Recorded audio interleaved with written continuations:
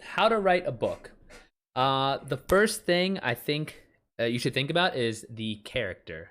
Um, Introduce a problem, figure out what they want, and then by the end of the book, they should have fulfilled that desire or not gotten it, but there should be a closure about that desire.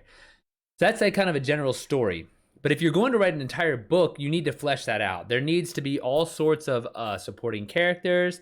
There needs to be different situations and scenarios and obstacles. There needs to be a battle.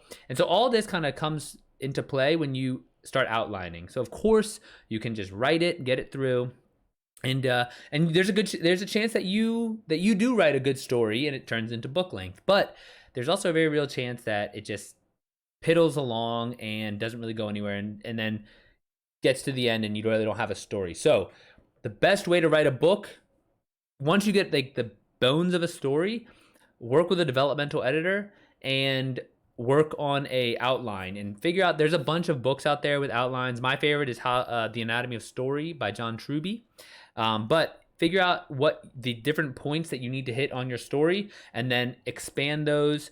Make sure your protagonist always has shit happening to him that he's like actively choosing. You don't want to just have a passive character. So have your main character choose what to do in the story, and then eventually you'll have when you kind of work with outline, get a developmental editor, then you will end up with a book.